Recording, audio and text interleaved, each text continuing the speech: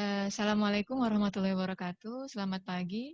Yang saya hormati staf pengajar yang ada di Zoom, juga yang saya sayangi para PPDS Ilmu Kesehatan Mata. Hari ini saya akan menampilkan satu topik kuliah dengan judul Medical and Surgical Treatment in Glaucoma.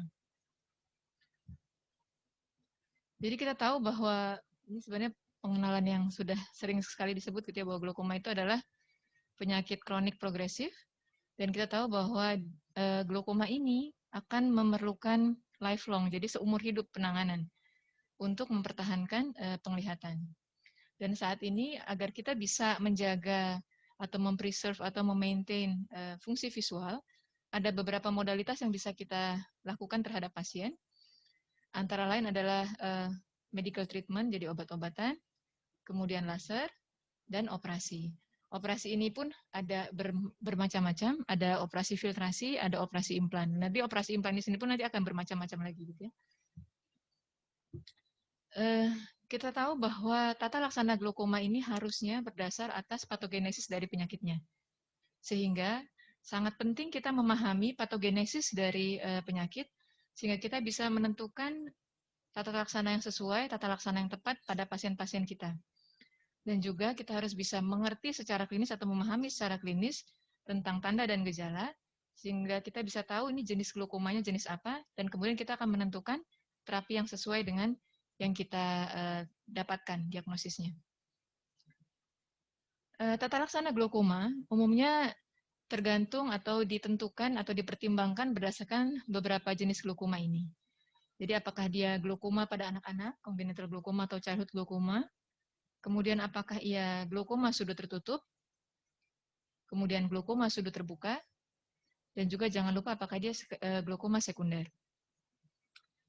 Tata laksana yang sesuai dan tepat itu akan membantu mencegah atau menghambat progresivitas dari penyakit. Jadi ketika kita menentukan diagnosis yang tepat, kemudian kita memilih tata laksana yang tepat, ini akan membantu mencegah tata laksana dari penyakitnya.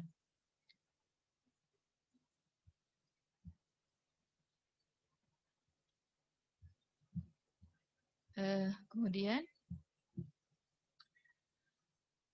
hal yang lain yang harus diperhatikan dalam menata laksana glaukoma pasien glaukoma ini adalah kualitas hidup. Dan kualitas hidup ini akan dipengaruhi oleh banyak hal, antara lain karena glaukoma ini adalah penyakit kronik. Kemudian juga bagaimana persepsi dari pasien dan keluarga terhadap penyakitnya. Apa saja aktivitas harian dari pasien tersebut. Usia dan jenis kelamin itu akan juga mempengaruhi kualitas hidup. Dan kemudian kondisi kesehatan, kemudian juga kondisi ekonomi dari pasien, itu semua akan sangat berpengaruh terhadap kualitas hidup pasien tersebut. Ketika kita bicara tentang jenis glaukoma, kemudian kita harus mempertimbangkan antara cost and benefit, jadi biayanya berapa, kemudian keuntungan buat pasien itu apa. Kita memperhatikan juga kualitas hidupnya. Nah, dengan ini kita akan memilih apa tindakan yang kita lakukan. Apakah kita akan melakukan terapi obat-obatan, atau kita akan melakukan tindakan operatif. Kalau kita memilih untuk melakukan pemilihan obat-obatan, maka banyak hal lagi yang harus kita pertimbangkan.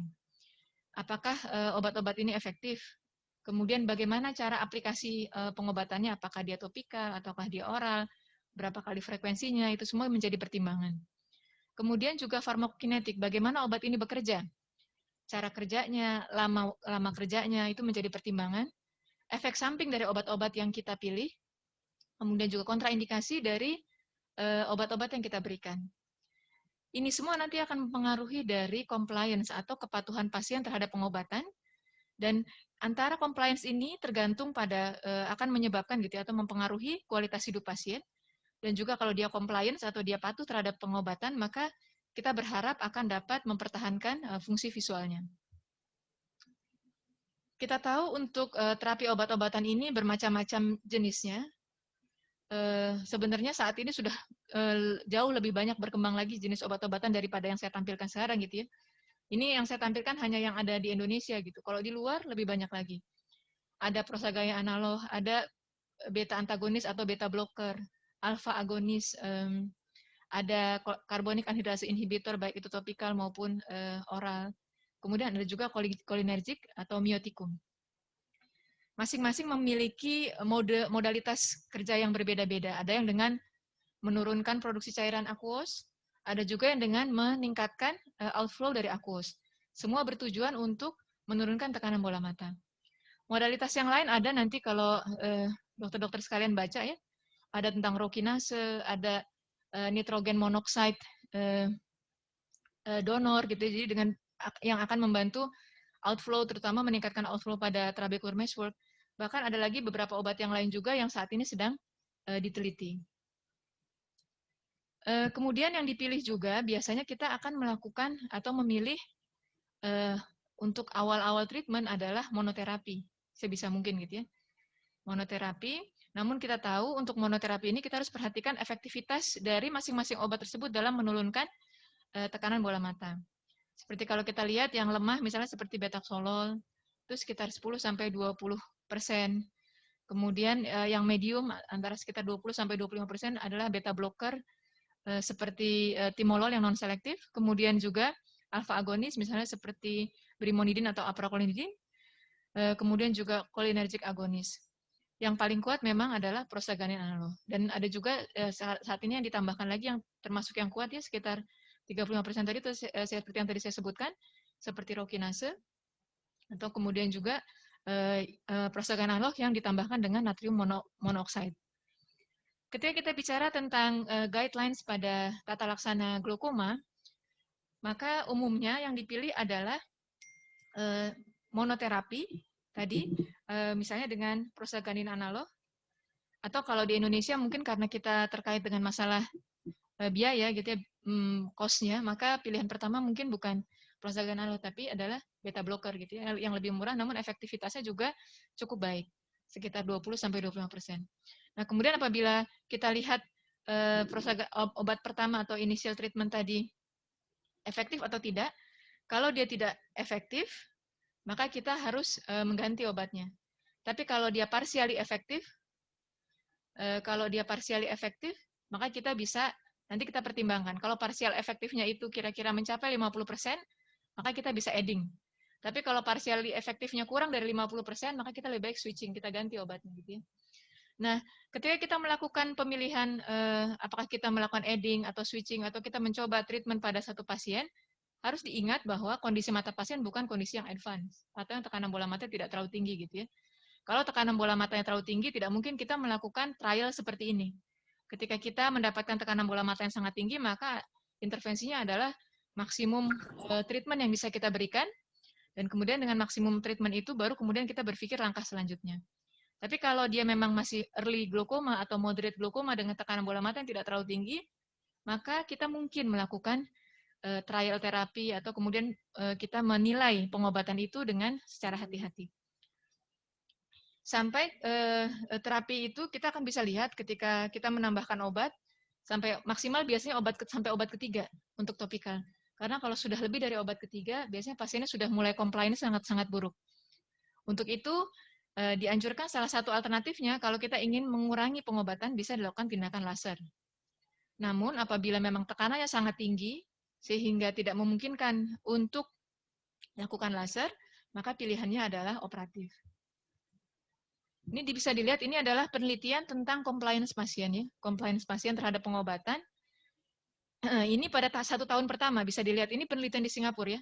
Penelitian di Singapura bisa dibayangkan, pasien yang diberikan obat selama setahun, yang persisten itu hanya 22,5%. Sementara yang non persisten itu sampai 77,5%. Jadi bisa dibayangkan di negara seperti Singapura saja, yang comply pasiennya dengan pengobatan itu hanya sekitar 22,5% pada tahun pertama. Nah, kemudian pada tahun ketiga di follow up lagi gitu ya. Dari yang 22,5% ini, kemudian yang tahun ketiga yang tahun ketiga di follow up lagi, ini tahun ketiga, yang persisten itu akhirnya makin turun, 11,5%. Yang non persistennya sampai 88,5%. Jadi bisa dibayangkan makin tahun makin turun compliance pasien tersebut. Jadi itulah ketika kita memilih terapi obat-obatan kepada pasien, jangan lupa untuk menanyakan apakah pasien ini rutin menggunakan pengobatannya, apakah dia menterapinya dengan disiplin, Karena kadang-kadang ketika dia kontrol, kita suka heran nih, ini kenapa pasiennya tekanan bola matanya bagus terus, tetapi progresivitas penyakitnya berjalan terus gitu. Salah satunya mungkin adalah ketika pasien tidak comply, pasiennya itu tidak patuh dalam pengobatan yang dijalankan. Makanya harus ditanyakan dengan benar, Bapak atau Ibu, apakah melakukan atau menggunakan obat-obat ini dengan benar atau tidak. Karena bisa jadi dia netesin obat itu pas hanya saat menjelang kontrol. Ketika di luar kontrol, dia seingatnya aja meneteskan obatnya gitu ya. Sehingga akhirnya progresivitas penyakitnya masih terus berjalan. Itulah makanya kita penting anamnesis atau ketika kita pemeriksaan pertama pasien itu saat kontrol, tanyakan bagaimana pengobatannya, apakah masih melakukannya dengan disiplin dan sesuai dengan anjuran yang benar. Nah, kemudian untuk follow up, kita harus melihat untuk rutin follow up-nya adalah yang pertama tekanan bola mata. Kalau memungkinkan tekanan bola mata itu diukur dalam waktu-waktu yang berbeda bila kita mendapatkan hal yang mencurigakan. Atau memang kalau pasiennya bisa datang di hari yang di waktu yang berbeda kan lebih baik gitu ya. Misalnya kontrol kapan dia datangnya pagi, yang berikutnya datang siang gitu ya atau sore. Jadi bisa kelihatan variasi diurnalnya. Nah, cuma masalahnya adalah kadang-kadang tidak sesederhana itu gitu untuk membuat pasien datang di jam-jam yang berbeda tersebut gitu. Kadang waktu praktek kita juga tidak sevariatif itu gitu ya. Itu masalahnya. Nah, kemudian untuk menilai tekanan intraokuler puncak peak IOP. Peak IOP ini kita curigai apabila tadi ketika kontrol tekanannya bagus terus, kemudian ketika kita tanyakan tentang compliance pengobatan, pasiennya disiplin pengobatannya, tapi ternyata kenapa pasiennya ini susah gitu ya, progresivitas terus terjadi gitu. Ketika kita melakukan follow up dengan menilai struktur dan fungsinya tadi, kita lihat, oh ternyata kok ada progresivitas. Nah, disitulah kita berpikir ada kemungkinan ada waktu-waktu di mana terjadi peningkatan tekanan intraokuler yang mungkin tidak saat kontrol. Itulah makanya nanti penting di sesi yang lain mungkin kita akan bicara tentang bagaimana kita menilai peak IOP ini.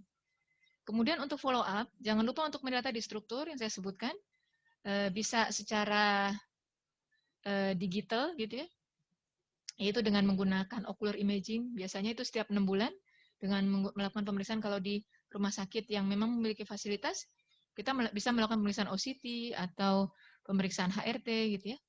Kemudian pemeriksaan fungsinya itu dengan melakukan pemeriksaan visual field tiap 6 bulan, dan juga bisa ditambahkan pemeriksaan kontras, sensitivitas, dan pemeriksaan warna.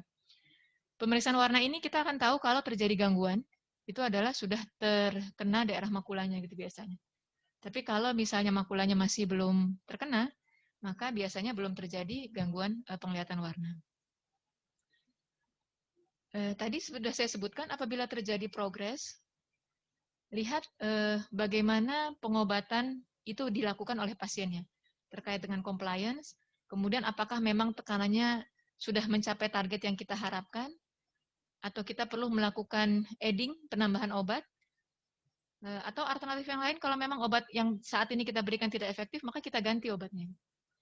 Jadi ketika kita menghadapi pasien glaukoma, pilihannya adalah bisa kita ganti obatnya atau kita tambah obatnya.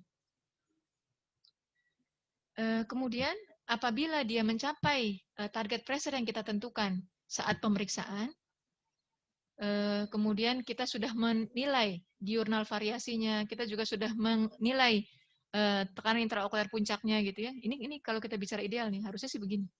Jadi kita nilai puncak IOP-nya, kemudian kita nilai diurnal variasinya. Maka ketika itu semua sudah tercapai sesuai dengan target pressure kita, tapi masih terjadi progresivitas, boleh kita melakukan atau mengubah target pressure kita. Jadi tadinya misalnya kita punya target pressure 15. Kita lakukan pemeriksaan diurnal variasi tetap 15. Kita tanya compliance pasien juga bagus. Nah, maka kalau begitu kita akan memutuskan bahwa tekanan intraokulernya tidak boleh 15, harus di bawah 15. Mungkin low tin, misalnya 10 atau 11 gitu atau 9 begitu ya. Itu kita targetkan low tin istilahnya. Makanya target pressure itu biasanya tidak fix, jadi bisa berubah. Apabila dengan obat-obatan tidak bisa tercapai, ada terapi antara dengan laser terapi. Tapi ingat tadi ya, laser terapi ini khusus untuk pasien open angle glaukoma tidak bisa 100% menggantikan seluruh obat yang kita berikan. Jadi laser terapi itu kalau dilihat dari berbagai literatur, kemampuan menurunkan tekanan bola mata laser itu sekitar 20-30%. Jadi maksimal sekitar 30% lah ya. Sehingga kalau kita sudah menggunakan pasien itu sudah dengan obat-obat yang maksimum, kemungkinan besar dia tidak bisa lepas sama sekali dengan obat yang yang kita berikan. Tapi mungkin dosisnya atau frekuensinya atau jenisnya bisa kita kurangi, tetapi hilang sama sekali pengobatannya tidak bisa. Kalau ketika kita berikan maksimal tolerable medical therapy, tekanannya masih seperti sesuai yang kita harapkan, tapi tidak bisa lepas dari obat-obat itu, maka artinya ketika kita lakukan laser, hanya obatnya jumlahnya berkurang, tapi tidak bisa sama sekali lepas kalau pada open angle glaukoma. Nah, jenis-jenis laser pada glaukoma itu bermacam-macam. Ada yang argon, NDX, diode. Minggu lalu Dr. Tria sudah jelaskan, minggu ini malah ya, hari Senin kemarin ya. Dr. Tria sudah jelaskan tentang jenis-jenis laser pada glaukoma dengan sangat detail ya. Mulai dari iridotomi laser, kemudian gonioplasti, trabekuloplasti, siklodestruktif atau sikloablasi atau siklofotokoagulasi. Jadi banyak gitu ya yang Dr. Tria kemarin sudah jelaskan, tidak akan saya ulang pada presentasi yang sekarang. Nah, kemudian surgery, operasi. Bagaimana kita menentukan atau memikirkan bahwa ini mungkin akan kita lakukan operasi. Yang pasti adalah, yang pertama adalah terkait dengan tipe dari glaukoma. Kalau misalnya pada anak-anak, childhood glaukoma, maka pilihannya memang mau tidak mau treatment awal adalah operasi, karena anak-anak itu compliance terhadap obat-obatannya sangat buruk gitu ya. Sehingga pilihan pertama kalau pada anak-anak itu adalah operatif. Kemudian juga kalau pada angle closer gitu ya, angle closer pun pilihan treatment awalnya adalah operatif. Nah, kalau yang kita pilih obat-obatan umumnya adalah pada open angle glaukoma, primary open angle glaukoma. Nah, kapan kita memutuskan operasi pada open angle glaukoma? Yaitu apabila pasien tersebut gagal dengan maximal medical tolerable therapy. Jadi ketika obat-obatan maksimal itu tidak bisa dipenuhi, maka kita boleh melakukan tindakan operatif. Atau kemudian kondisi pasien, kondisi kesehatan pasien yang tidak memungkinkan dia melakukan penetesan. Sebagai contoh, pasien-pasien tua yang mungkin tidak ada pendampingnya gitu ya, maksudnya yang ada keluarganya yang membantu meneteskan obat, sementara tangan dia mungkin udah susah untuk meneteskan obat ke matanya gitu, jadi sering miss penetesannya. Kita pikirkan kemungkinan operatif pada pasien tersebut. Atau tadi ya, pasien yang compliance sangat rendah. Alternatif yang lain juga, pilihan yang lain bila kita pertimbangkan operasi adalah kalau pasien itu jauh dari fasilitas kesehatan, sehingga follow up itu kita agak sulit gitu ya, dengan misalnya pasien untuk mendapatkan obat itu agak sulit, maka pilihannya adalah memang operatif. Pilihan operasi pada glaukoma ini ada beberapa macam. Yang paling sederhana itu iridektomi, itu gantinya iridotomi laser ya. Kalau iridotomi laser tidak ada atau kita perlu menurunkan tekanan bola mata pada angle closer atau pada pupillary block glaukoma, maka bisa dilakukan iridektomi. Kemudian operasi filtrasi. Nah, operasi filtrasi ini ada beberapa macam. Ada penetrating filtering surgery yang full thickness atau yang partial thickness. Full thickness ini contohnya prosedur saya udah hampir tidak pernah mengerjakan ini. Tapi nanti suatu saat mungkin akan saya ajarkan ya. Prosedur ini terapi atau jenis operasi yang sudah lama sekali. Saya terakhir mengerjakan tahun 2005 rasanya. 2005 atau 2006. Setelah itu belum pernah mengerjakan lagi. Kemudian yang partial thickness ini yang paling populer ya. Itu yang saya sebutkan paling bawah itu yang most common ya, paling populer. Trabekulektomi dan PPDS semua, kemudian dokter mata umum, semua harus bisa mengerjakan trabekulektomi. Kemudian ada lagi yang non penetrating seperti deep sclerectomy atau viscocanalostomy. Ini dulu saya pernah sih mencoba, tapi memang efektivitasnya pada pasien-pasien kita itu agak tidak membahagiakan gitu ya. Karena kemampuannya non-penetrating dibandingkan dengan partial thickness filtering surgery itu agak jauh gitu ya. Non-penetrating ini banyak digunakan umumnya oleh orang-orang yang di Caucasian ya, ras Caucasian yang tekanan bola mata tidak terlalu tinggi pada pasien-pasien dengan primary open angle glaukoma biasanya. Yang tekanan itu hanya sekitar 20-an, di bawah 30 lah. Nah, sementara pasien-pasien kita itu rata-rata tekanan bola mata di atas 30, sehingga non-penetrating ini kurang bermanfaat. Kemudian ada implant surgery. Nah, implant surgery ini termasuk yang saat ini juga berkembang adalah mix atau minimally invasive glaucoma surgery. Itu juga nanti menggunakan implant sebenarnya, tapi implant yang kecil. Sementara kalau kita bicara tentang implan yang dengan plate, itu ada seperti Barfeld, Ahmed, VGI, dan lain-lain ya. Masing-masingnya nanti ada indikasi-indikasinya kapan kita melakukan mix, kapan kita melakukan glaukoma implan. Ini contoh pada iridektomi, seharusnya PPDS semua bisa, ini makanya saya bilang ini video lama sekali, tahun berapa ini? Tahun 2005 tuh videonya. Saya buat iridektomi itu sangat sederhana, sangat simpel, dan semua dokter mata pasti bisa mengerjakan, bisa transkorneal atau transkleral, yang ini transkorneal ya. Jadi bisa dilihat, kita tembus di kornea, kemudian nanti kita ambil sedikit irisnya, lalu kita ingat kalau melakukan iridektomi itu harus digeser ke kiri ke kanan sedikit. Jadi bukan cuma lurus begitu ya, tapi geser kiri kanan sedikit. Nanti bentuknya bagus deh, segitiga bentuknya. Jadi nanti setelah dilakukan iridektomi, kemudian di irisnya itu dimasukkan kembali, maka kita akan lihat, wah freeze ya. Di sini nggak freeze sih. Koneksi internetnya ya. Jadi bisa dilihat nanti hasil iridektominya. Wah, masih freeze.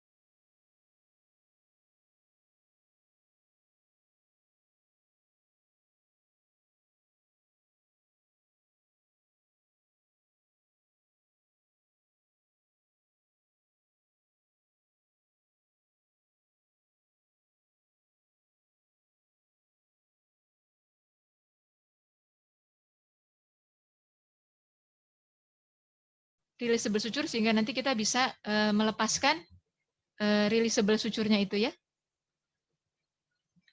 Ini sudah dibersihkan dengan irigasi saja dan darahnya sudah bersih, baru terakhir kita tutup flap konjungtivanya. Nah, kemudian operasi implan juga demikian ya, operasi implan. Tapi memang operasi implan ini kalau secara standar bukan kemampuan dokter mata umum gitu ya, tapi adalah operasi dokter mata plus lah istilahnya. Jadi yang sudah belajar tentang operasi implan ini dengan benar. Ini operasi implan ini sebenarnya bukan hanya implan saja, tapi juga ada iridektominya. Jadi ini kombinasi glaukoma implan dengan iridektomi karena terjadi pupillary block. Jadi bisa dilihat pada pasien ini yang saya ambil gambarnya atau saya ambil videonya itu pemasangan VGI, sehingga karena tidak ada valve-nya maka harus dilakukan ligasi dari tube-nya. Ligasi tube ini tujuannya supaya tidak terjadi flat anterior chamber di awal-awal early post-operative day gitu ya. Jadi kita mengurangi filtrasi dari selangnya, dan nanti ligasi tube ini akan lepas dengan sendirinya antara 4 sampai 6 minggu. Karena kita menggunakan benangnya adalah menggunakan benang poli PGA ya. PGA atau kita kenalnya dengan Vicryl mungkin kalau merek dagangnya ya. Kita lihat alirannya, jadi kita kurangi dengan tujuan untuk supaya cairannya tetap ada yang mengalir walaupun hanya sedikit. Nah, kemudian kita pasang plate-nya dan kemudian kita fiksasi plate-nya. Setelah kita fiksasi plate, nah pada pasien ini tadi seperti yang saya sampaikan, kita buat flap sclera karena ini juga pasien juga akan dilakukan iridektomi ya. Setelah dilakukan flap sclera, kemudian ditembus COA-nya dan dilakukan iridektomi pada pasien ini karena memang ini pasien dengan ada pupillary block. Nah, jadi dilakukan iridektomi pada pasien ini. Kemudian diisi COA-nya dengan viskoelastik dari daerah itu ya. Baru kemudian selangnya kita potong. Setelah selangnya kita potong, baru kita masukkan nanti belum sampai. Baru jadi dimasukkan viskoelastik, kemudian selangnya kita potong seperti itu.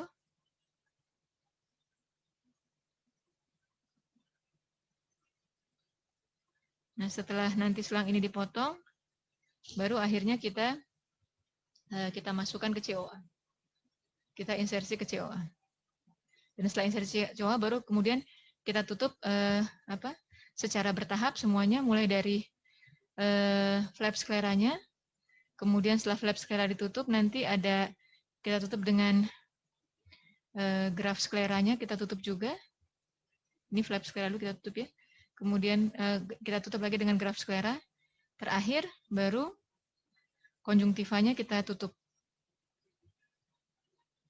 Demikian ya untuk operasi implan.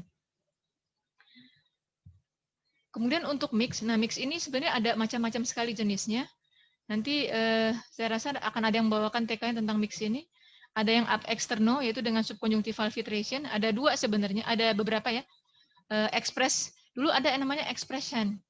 Tapi sudah lama expression ini sudah tidak ada. Dulu saya pernah ketika expression pertama kali muncul itu tahun 2011 atau 2010 atau 2011 ya. Sekitar tahun itu rasanya. Nah, ketika itu expression ini seperti kita buat trabekulektomi, cuma kita menambahkan selang kecil gitu ya. Bentuknya kecil sekali dari logam express ini. Kemudian ada juga yang menggunakan pressure flow. Jadi infocus send ini juga ada. Kemudian juga send itu yang bawahnya, yang subconjunctival filtration send. Ini sebenarnya waktu itu yang menciptakan Prof. Morgan, tapi dibeli Allergan ya. Kemudian kemudian dipasarkan oleh Allergan dengan Aquesis namanya. Subconjunctival filtration. Jadi seperti penggantinya trabekulektomi, tapi tidak buat flap, tidak bikin flap konjungtiva atau flap sclera. Jadi langsung dari up interno dia kalau itu. Jadi disuntikan dengan menggunakan alat tertentu gitu, dan menggunakan gonioscopy lens, kita akan bisa melihat daerah trabecular meshwork, kemudian kita tembuskan sampai ke subkonjungtiva. Itu subconjunctival filtration. Kemudian ada juga yang up interno yang meningkatkan trabecular outflow seperti trabectom, kemudian iStent, hydrus. Kemudian ada juga yang meningkatkan suprachoroidal flow seperti CyPass, iSupra. Jadi banyak sebenarnya kalau jenis-jenis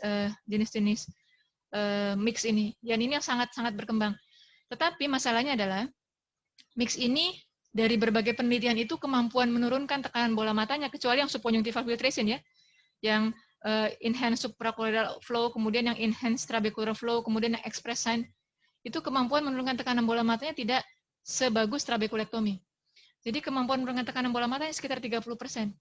Mereka tidak bisa melewati level 50%. Jadi tidak sebagus trabekulektomi atau tidak sebagus GDD, glaukoma implan. Sehingga pemilihan kasusnya harus jelas kalau untuk terapi mix ini. Kalau kita ingin melakukan operasi minimally invasive glaucoma surgery, target pressure-nya memang tidak boleh yang tidak kita harapkan terlalu rendah sekali. atau yang TIO awal pasien tidak terlalu tinggi karena tidak akan bisa mencapai seperti yang kita harapkan. Nah, kemudian kalau kita bandingkan antara medical dan surgical, ini sebenarnya dibandingkan dengan antara obat-obatan dengan trabekulektomi ya. Ini bisa kita lihat kalau kontrol tekanannya ya antara obat dengan operasi, bisa dilihat kalau tekanan bola mata yang dengan operasi itu memang relatif lebih terkontrol. Kisarannya sekitar 12, paling tinggi 12,8, paling rendah 11,8. Jadi kisarannya sekitar 1 mm Hg plus minus gitu ya, kalau untuk surgical. Namun kalau obat-obatan di sini kita bisa lihat fluktuasinya cukup besar, mulai dari yang paling rendah itu 12,8 sampai 14,2. Jadi memang obat-obatan itu ada fluktuasinya masih gitu, karena kita tahu obat-obatan itu punya masa kerja. Seperti beta blocker, dia akan mencapai puncak gitu ya, mencapai puncak pengobatannya dalam beberapa waktu, kira-kira mungkin sekitar setengah sampai 1 jam dia akan mencapai puncaknya. Nah, tapi kemudian dia akan mengalami penurunan gitu, efektivitasnya. Sehingga puncaknya, setelah puncaknya tercapai, meskipun masa kerjanya 12 jam, maksudnya 12 jam itu adalah ketika 12 jam efeknya hilang. Itu makanya ada masa kerjanya, sehingga memang kita bisa lihat variasinya. Di sini kita bisa lihat minimum maksimumnya, range-nya itu ya, secara ini untuk secara keseluruhan, antara kisaran 11,1 sampai 13,4, sementara kalau obat-obatan itu 11,5 sampai 16,3. Nah, kita lanjutkan lagi. Jadi untuk trabekulektomi, memang ketika kita memilih trabekulektomi, kita sangat memperhatikan bagaimana kondisi klinisnya, bagaimana keadaan oftalmologinya, keadaan sistemiknya, dan obat-obatan yang digunakan. Kemudian kita perhatikan bagaimana kondisi konjungtivanya, apakah mungkin kita lakukan trabekulektomi, apakah pernah ada operasi-operasi sebelumnya. Biasanya kalau operasi sebelumnya misalnya pernah dilakukan vitrektomi atau pernah dilakukan operasi ECCE, biasanya angka failure-nya akan sangat besar. Karena konjungtivanya sudah mengalami scarring, sudah mengalami cicatrix gitu ya, sehingga failure-nya akan sangat besar. Kemudian, apakah kita bisa mendapatkan antifibrotic agent? Karena kalau tidak pakai antifibrotic agent, kita tahu angka failure-nya akan sangat besar. Kemudian, apabila kita akan melakukan operasi ini sangat baik atau sangat diharapkan, tekanan bola mata preoperatif itu di bawah 30. Kalau tekanan di atas 30, nanti akan sulit sekali karena bisa terjadi misalnya malignan glaukoma, atau bisa terjadi irisnya itu keluar-keluar saat kita melakukan sklerostomi, sehingga akan sangat sulit buat kita melakukan tahapan-tahapan operasi dengan aman. Jadi, sangat baik apabila kita bisa mendapatkan TIO preoperatif itu 30 mm Hg. Kemudian jangan lupa step by step-nya dilakukan dengan benar, tahap demi tahapnya, agar kita tidak miss. Yang sering miss dikerjakan itu adalah parasintesis biasanya. Padahal parasintesis itu termasuk krusial kita lakukan. Dan kemudian setelah operasi, follow up-nya tidak boleh sembarangan, karena kita tahu pasien-pasien dengan trabekulektomi itu memerlukan follow up yang baik. Kalau kita lihat keberhasilan atau sukses rate trabekulektomi dalam mengontrol tekanan bola mata ini dipengaruhi oleh wound modulasi. Jadi bagaimana penyembuhan luka, proses penyembuhan lukanya. Apabila pasien-pasien muda yang memiliki wound modulasi sangat hebat gitu dibandingkan dengan orang tua, maka kita tahu angka failure rate pada pasien-pasien muda dibandingkan pasien tua itu jauh lebih tinggi. Kemudian pada operasi trabekulektomi ini, dia akan menurun efektivitasnya seiring dengan waktu. Makanya tadi, ketika pasien itu sudah kita lakukan trabekulektomi, jangan lupa pasiennya untuk tetap kontrol, paling tidak misalnya 6 bulan sekali. Gitu. Supaya kita bisa lihat apakah trabekulektominya masih tetap baik atau tidak. Atau kita perlu tambah obat misalnya pada pasien-pasien tersebut. Misalnya setelah kita kontrol, setelah bertahun-tahun operasinya gitu ya, setelah lebih dari setahun operasinya. Ini bisa kita lihat. Trabekulektomi tanpa antimetabolite, tanpa MMC atau tanpa 5-fluorourasil, angka keberhasilannya memang setelah 10 tahun itu sekitar 54%. Ada juga yang Enroute ini dan kawan-kawan, angka keberhasilan setelah 4 tahun 54%. Tapi kalau dengan menggunakan antimetabolite, angka keberhasilan itu menjadi lebih lama. Seperti penelitian oleh Bindelis ini, sampai 5 tahun, tekanan bola mata itu bisa terkontrol dengan baik pada 83% kasus. Kemudian juga oleh penelitian Wembry ya, Ini pada pasien normal tensi glaukoma tapi ya. Kalau tanpa MMC, keberhasilannya 47,4%, tapi dengan 5 fluorouracil dengan MMC itu keberhasilannya sudah di atas 60%. Jadi memang pemberian antimetabolit itu akan membantu mempertahankan tekanan bola mata dalam waktu yang lebih lama. Nah, untuk childhood glaukoma, untuk glaukoma pada anak-anak, harus diingat tergantung kapan onset disease-nya gitu ya. Semakin early, semakin awal, maka operasi itu menjadi pilihan utama. Dan pemberian obat-obatan itu biasanya kita lakukan untuk persiapan menjelang operasi. Tetapi kalau dia datang lebih lanjut, misalnya yang tipe-tipe juvenile yang di atas 3 tahun, udah 5 tahun, 6 tahun gitu ya, atau udah menjelang remaja, biasanya kita boleh bisa memilih obat-obatan dulu gitu ya. Jadi tidak perlu terapi operatif pilihannya, tapi kita bisa berikan obat-obatan, kita tetap laksana seperti primary open angle glaukoma. Nah ini ya, jadi untuk childhood glaukoma, usia yang kurang dari 2 tahun, tidak ada obat-obatan yang memang safe, benar gitu ya. Kalau kurang dari 2 tahun, tapi memang bisa dianjurkan, prostaglandin analog masih cukup aman, beta blocker, CAI, kalau alpha 2 agonis itu umur kurang dari 2 tahun bisa menyebabkan terjadinya letargi. Ini benar kejadian, pasien saya pernah gitu ya, ketika sudah tidak lagi terapi yang bisa diberikan, saya sudah sampaikan ke orang tuanya, ini last resources kalau di Indonesia, karena kita nggak punya obat lain gitu ya. Akhirnya diberikan brimonidin, tapi saya sampaikan kalau dikasih brimonidin kadang-kadang anaknya jadi gampang ngantuk, jadi lemes gitu.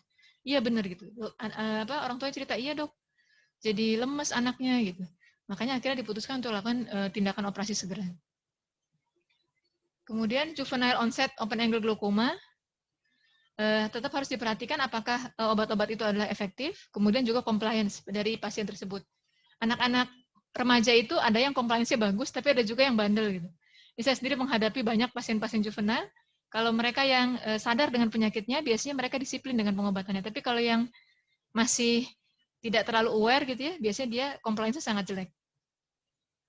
Apabila tadi nanti pilihan obat-obatan kita lakukan, kemudian ternyata tidak tercapai target pressure-nya, maka kita akan melakukan tindakan operatif seperti primary open angle glaukoma kalau yang untuk yang juvenile. Nah ini primary open angle glaukoma, saya rasa tadi di awal kita sudah banyak menyinggung tentang ini. Pemberian medical therapy itu adalah first choice-nya. Laser bila memang pasiennya menginginkan mengurangi pengobatannya. Kemudian apabila obat-obatan tidak bisa mencapai tekanan bola mata yang kita harapkan, maka kita melakukan tindakan operatif. Pilihan operatifnya bisa mix, bisa trabekulektomi, bisa glaukoma implan kalau memang tekanan bola matanya yang kita harapkan itu rendah sekali. Kemudian untuk primary angle closure glaukoma, harus dilihat apakah ini keadaan akut atau kronik. Kalau memang kita men-treat mata yang mengalami serangan akut, jangan lupa untuk mata sebelahnya juga harus diterapi. Bisa dengan diberikan atau dilakukan iridotomi laser. Apabila terjadi serangan akut, maka sebisa mungkin kita mengontrol tekanan bola mata secepat mungkin. Dengan obat-obatan, atau kalau memang memungkinkan, kita bisa lakukan iridoplasti sebenarnya. Jadi iridoplasti itu bisa membantu menurunkan tekanan bola mata pada yang early dari acute attack. Jadi kalau masih kurang dari 2 hari, gitu masih baru sekali, itu bisa kita lakukan iridoplasti. Tapi kalau sudah agak lama, datangnya ke, misalnya kayak di RSCMI, datangnya sudah hampir 1 minggu, nah itu tidak bisa dilakukan iridoplasti, biasanya udah kaku irisnya. Jadi ini biasanya pilihannya tindakan yang lain. Jadi dalam 24 jam, kalau memang serangannya masih awal sekali, kita bisa lakukan iridotomi laser atau iridektomi surgical. Dan apabila masih ada tekanan bola mata yang tinggi, kita bisa berikan obat-obatan. Apabila ternyata masih tetap tinggi, maka kita harus melakukan tindakan operatif, bisa dengan operasi katarak, misalnya operasi lensa. Kemudian atau bisa juga kita lakukan trabekulektomi, tergantung nanti keadaan dari mata pasiennya. Untuk yang kronik, kita bisa lakukan laser iridotomi atau iridoplasti apabila memang kita dapatkan plato iris configuration. Kemudian kita bisa tambahkan obat-obatan untuk membantu mengontrol tekanan bola mata. Dan apabila tekanan bola mata tetap tinggi, maka kita bisa melakukan tindakan operatif. Entah itu nanti kita angkat kataraknya atau kita lakukan operasi filtrasi. Untuk secondary glaukoma, tergantung dari penyebabnya. Kalau penyebabnya memang lensa, maka diangkat lensanya. Kalau uveitis, maka diterapi uveitisnya. Kalau karena apalagi yang mungkin obat-obatan seperti steroid, maka di stop obat steroidnya. Jadi memang tergantung dari penyebabnya. Kalau kausanya kita treat, kita tata laksana dengan benar, maka biasanya pasien-pasien dengan glaukoma sekunder ini akan turun tekanan bola matanya. Apabila memang tekanannya masih tinggi, bisa ditambahkan dengan obat-obatan setelah misalnya kita operasi, misalnya pada pasien glaukoma fokomorfik, kita sudah angkat lensanya, tapi ternyata tekanan bola matanya masih tinggi, mungkin karena sudah terjadi kerusakan trabecular meshwork akibat tekanan tinggi yang cukup lama, maka kita bisa tambahkan obat-obatan anti glaukoma. Dan apabila memang nanti perlukan operasi menurunkan tekanan bola mata, maka kita bisa lakukan pemilihan misalnya trabekulektomi atau operasi implan atau mix, tergantung tekanan bola mata yang tersisa tingginya itu berapa. Demikian, terima kasih banyak. Mudah-mudahan bisa memberikan manfaat untuk semuanya dan memberikan pencerahan terkait dengan terapi obat-obatan dan operatif pada glaukoma. Apabila ada pertanyaan, saya persilahkan.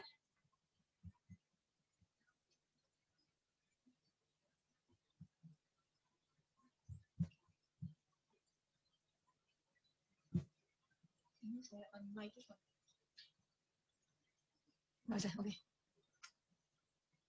Silakan. Terima kasih dokter atas kuliahnya. Saya izin bertanya untuk tindakan bedah glaukoma pada anak-anak.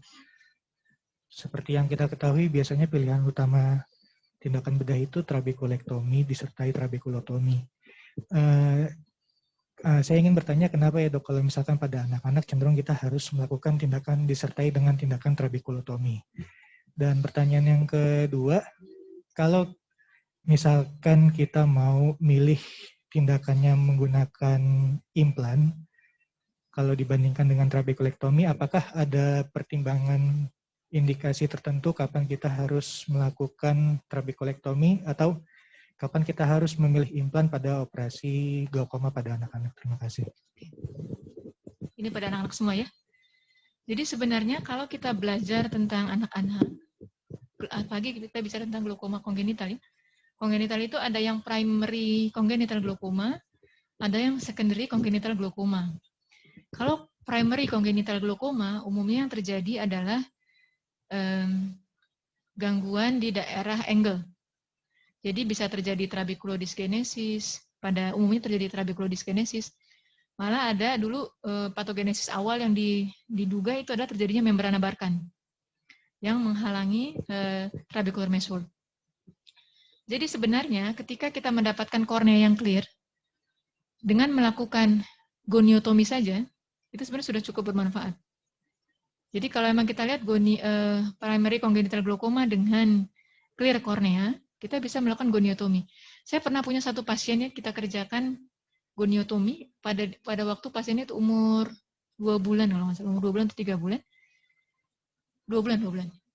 Kita lakukan goniotomi sampai umur, pasien itu kontrol terakhir sekarang udah umur berapa ya? Tahun itu tahun 2009, sekarang tahun 11 tahun. Saya terakhir ketemu tahun lalu sih, 2019 ya. Sampai umur 10 tahun. Matanya yang dilakukan goniotomi itu sampai sekarang masih terkontrol tekanannya.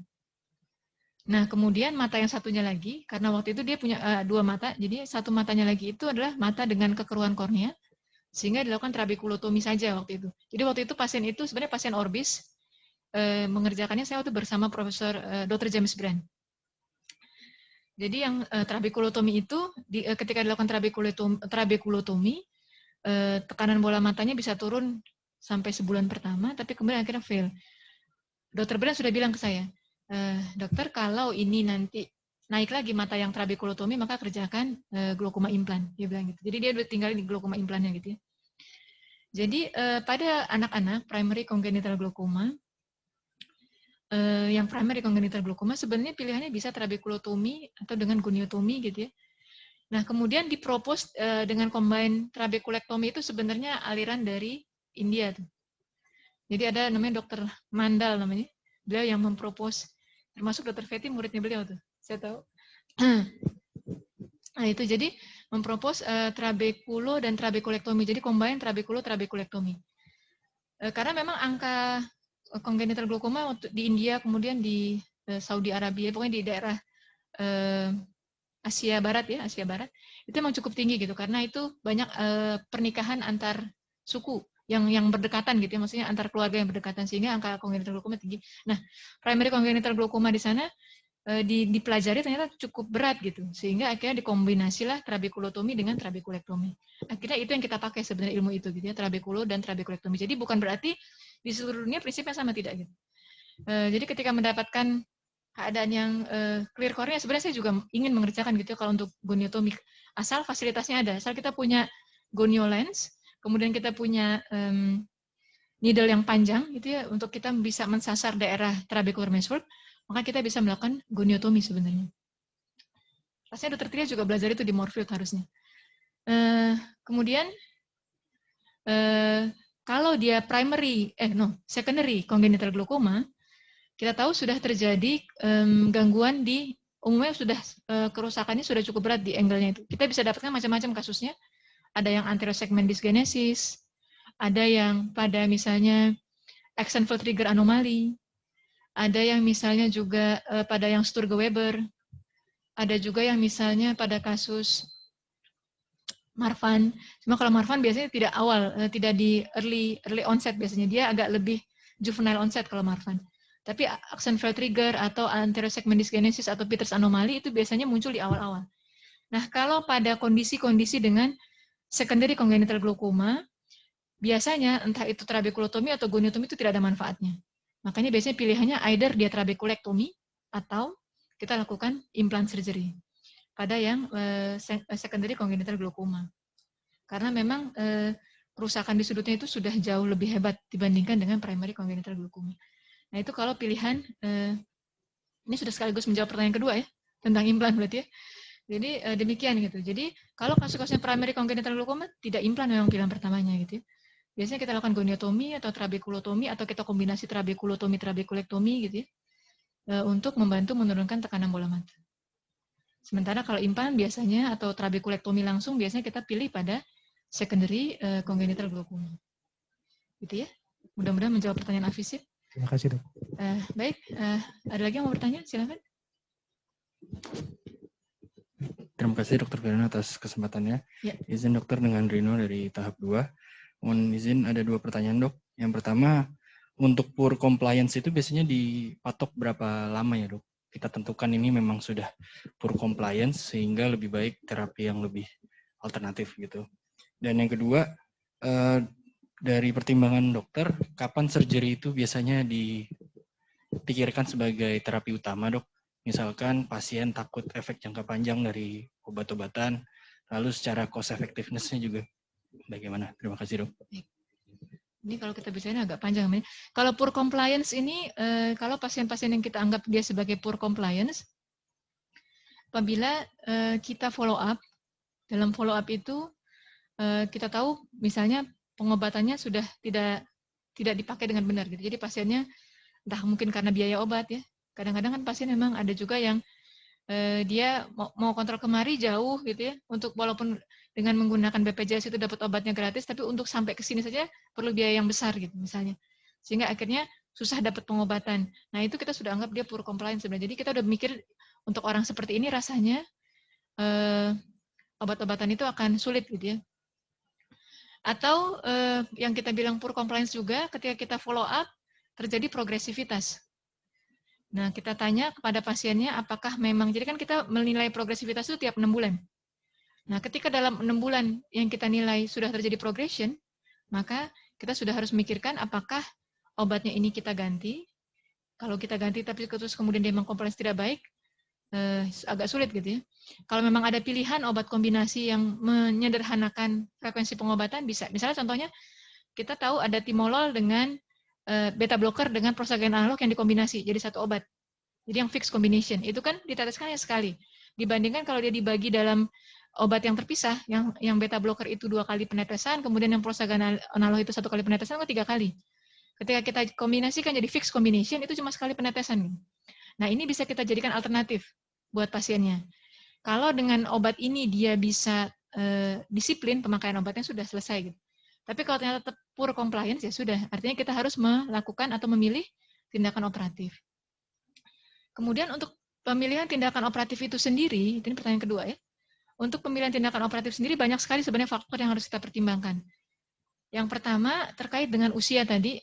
Jadi kalau tadi kan ada mulai dari bayi, remaja, kemudian dewasa muda sampai dewasa yang sudah lanjut usia gitu ya.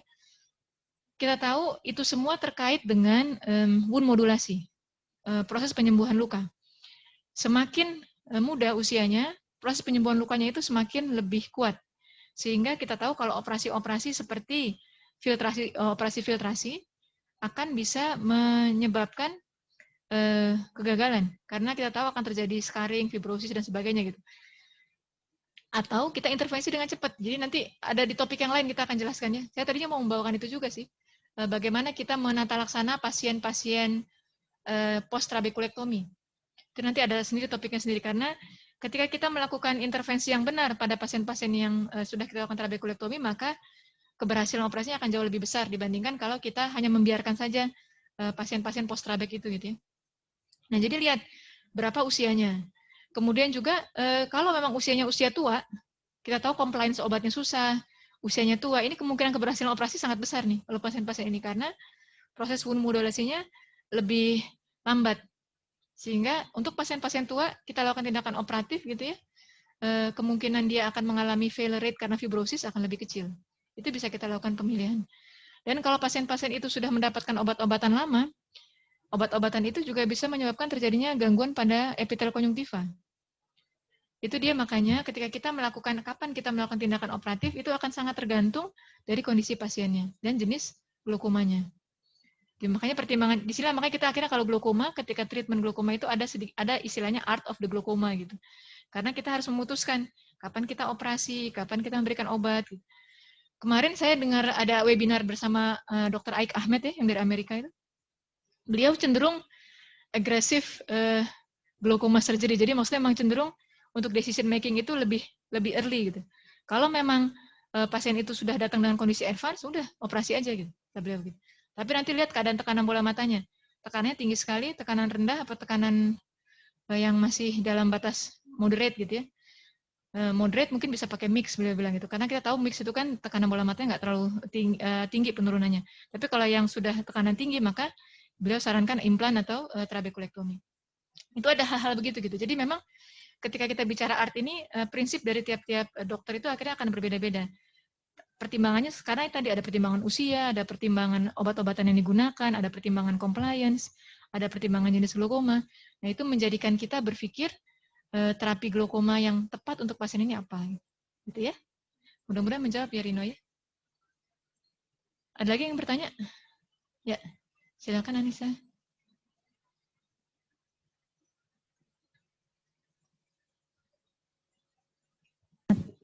Selamat pagi dok, saya ada 2 pertanyaan. Yang pertama untuk acute angle closure tadi dok, kapan sebenarnya kita memilih metode parasintesis pada keadaan acute angle closure?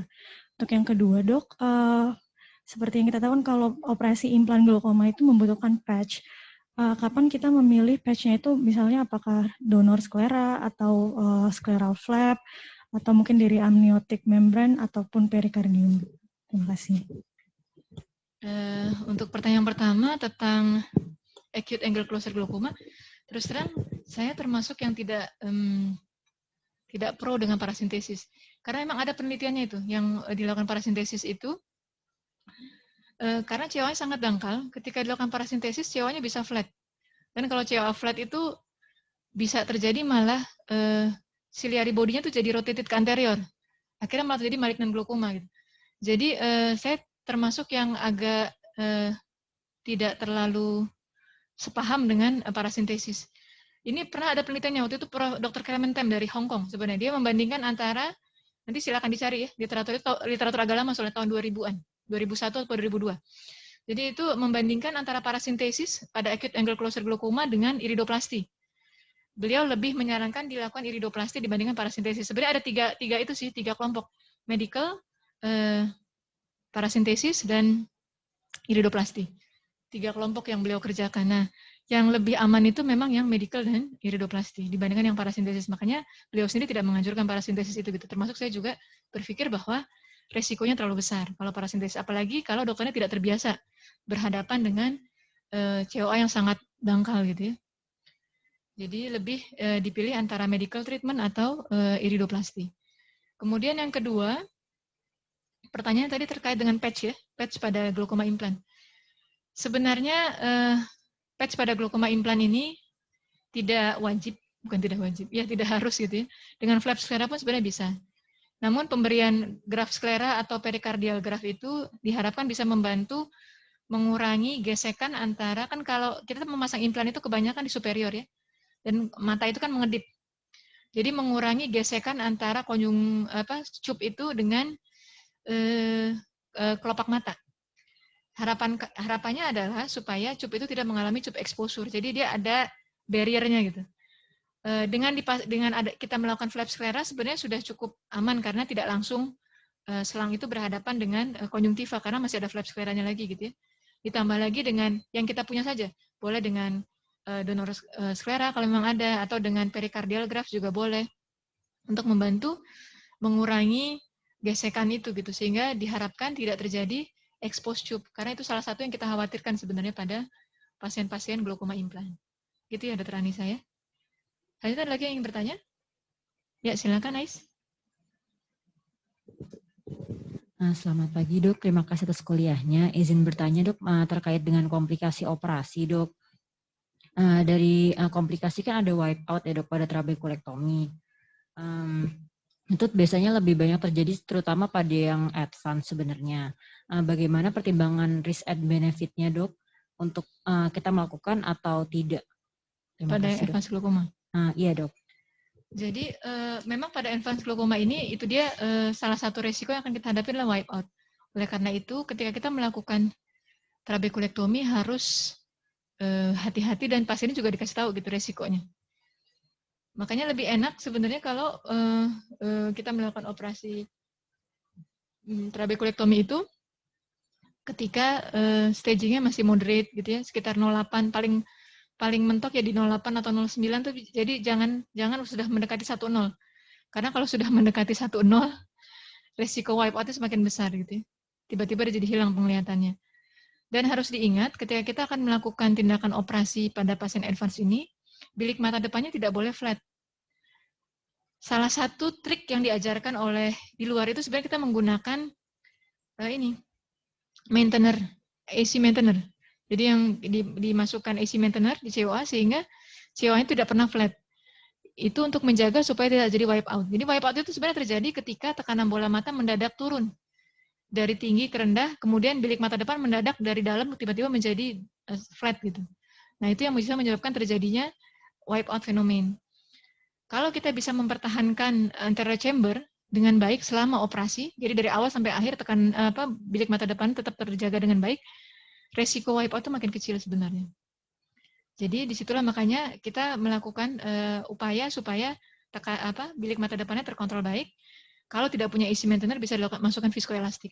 Makanya saat parasintesis masukkan visko dulu, baru kemudian kita tembus skleranya dengan menggunakan terserah alat yang kita punya ya, sklerostomi atau puncher terserah.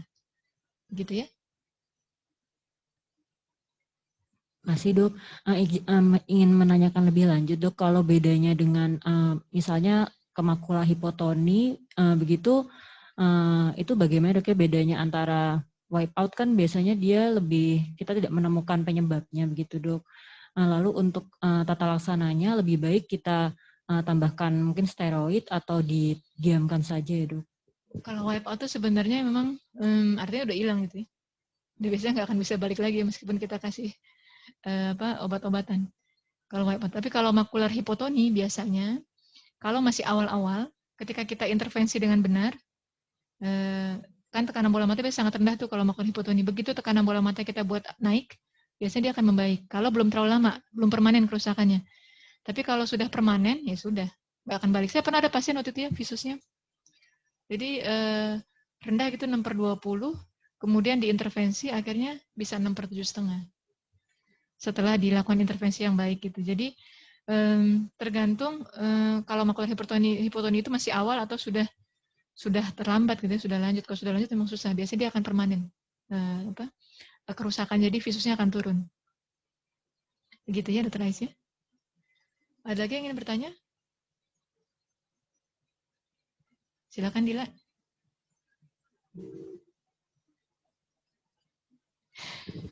Izin bertanya dok, pada prosedur VGI, apakah juga direkomendasikan untuk diberikan seperti anti fibrotik seperti MMC atau 5FU dok, seperti pada trabekulektomi? Karena kan pada post VGI kadang-kadang juga ada bleb fibrotik terus dilakukan injeksi 5FU dan aspirasi bleb, itu maksudnya apakah pada saat intraop direkomendasikan diberikan juga atau tidak ya dok? Gitu. Baik, terima kasih ya Dokter Dila. Jadi ini ada penelitian sebenarnya. Jadi penelitian yang membandingkan pemberian mitomycin C, tapi bukan pada VGI ya, pada implan yang lain. Saya belum pernah mencoba, saya belum pernah membandingkan pemberian antifibrotik pada operasi VGI. Tapi pada implan yang lain, waktu itu pada implan Ahmed, jadi pemberian antifibrotik agent pada pasien-pasien tersebut tidak menambah manfaat dari penurunan tekanan bola mata. Sehingga akhirnya memang tidak digunakan sebagai standar penggunaan antifibrotik agent pada operasi awal dari glaukoma implan. Jadi ketika kita awal operasi kita pasang itu tidak. Saya tapi kadang-kadang suka pakai juga sih, terutama kasus-kasus yang misalnya pada uveitic glaukoma gitu ya, yang kita tahu reaksi peradangannya akan sangat hebat. Kadang-kadang awal-awal suka saya minta juga MMC. Tapi memang jarang, tidak menjadi tidak menjadi standar prosedur pemberian antifibrotik agent pada glaukoma implan. Itu ya. Ada lagi? Baik. Ada pertanyaan lagi dari